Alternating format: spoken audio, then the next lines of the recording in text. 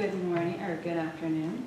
Thank you very much for giving me this opportunity to meet with you today and talk to you a little bit about the strategies that we have started developing with the city of St. Augustine. We are not quite as far ahead as Fernandina is, but we have been able to conduct some studies recently, and I'm going to share that information with you. And as I go through this very quick presentation, you're going to see some references to historic preservation in terms of structural resources, but also in the archaeological record, there are structures that give us information on how we have adapted historically. So I think that information might be of interest.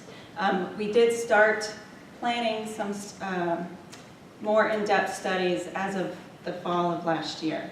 So those will come up during this presentation. I feel like I should take a deep breath here. Okay. Okay. So first of all, I am a planner with the city of St. Augustine, and as in planning initiatives, we have to regulate our historic resources and mitigate the impacts to them. We do have 7 National Register historic districts. We have about 25 individually listed National Register buildings. And some of the building stock, we have some very significant types of architecture that you've seen earlier, but we also have some very vernacular, including frame and poured coquina concrete, as well as some unique monuments in the city. In addition to that, we do have regulations that deal with archaeological preservation. We have a strict program that requires archaeological investigations as development programs permits are issued, and they're organized in a hierarchical fashion, obviously emphasizing the colonial downtown area.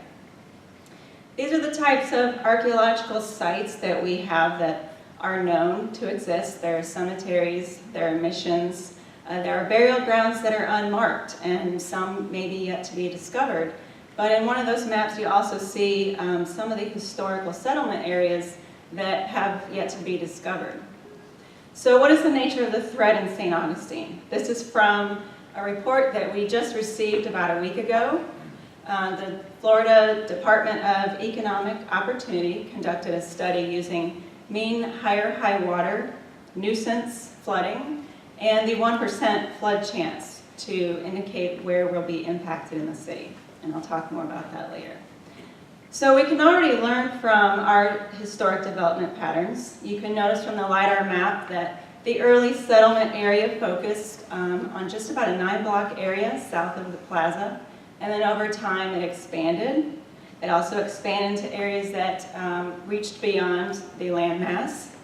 We can also see that there were some structures that were built to mitigate for tidal events in the colonial periods. And some of these materials have turned up during archaeological investigations, such as the box well, and as well as a wooden seawall.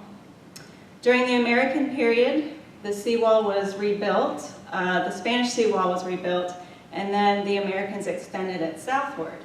And they also knew that erosion was a factor. There were some 3-foot cavities into the coquina stone, and there were also some riprap constructed up against it to help mitigate for erosion. Also, we saw evidence that recovery occurred in place. There could be multiple tidal events shown in the archaeological record, and you could see multiple floor levels that show that they were rebuilt right on site. So the materials that were used for construction, such as, say, coquina buildings, when properly maintained, they could withstand tidal events, and they would just repair and move forward. And to that end, this is the Murat House, which is on the south side of the plaza. But going back to the climate adaptations, we've seen development patterns in the city of St. Augustine. You can tell that it was one of the main characteristics is that buildings were situated along the street fronts. And that was regulated by the laws of the Indies for defensive purposes, but it also suggested there was space for outbuildings and crops to be developed, but it also provided shade and natural ventilation through the loggia areas. We have modern adaptations, such as the seawall, that helps to tell us. We're trying to get our heads wrapped around what these impacts are going to be and what we can do. The seawall was actually built to withstand a Category 1 hurricane. As far as planning, getting back into planning initiatives, there are some private projects that are dealing with the FEMA requirement for finished floor levels. Some folks are building up and above the required floor levels, such as you see on the top, and some do floodproofing within their building, and that helps mitigate the scale. We also have been able to continue some documentation projects. We've gotten grant projects from the state so that we can do architectural surveys of areas that weren't surveyed and resurvey the downtown, as well as recording the archaeological investigations onto the Florida Master Site File. And one thing I will say as far as education and evaluation, when I started historic preservation, I was told that we're going to have to be multidisciplined. I never thought that that would mean climate science. So it's a constant effort to try to educate ourselves and our community on what we can do and what the issues are. A couple of the planning studies that I've mentioned that have been developed. One was a University of Florida white paper, Adapting to Rising Tides. That was more of the introductory paper to our community that helps tell us and our commissioners what are the issues.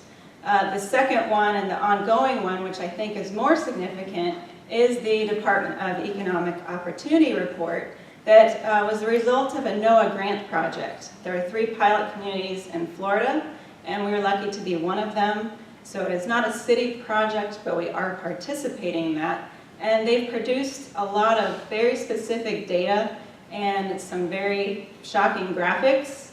I don't think they really tell us what we didn't know, but what it does do is help us to understand how we might be able to prioritize our resources, ones that we need to document more actively, as well as to go for some grant funds, because we have these documented threats that will hopefully help us to continue those. And then, of course, we know that the archaeological sites are particularly impacted.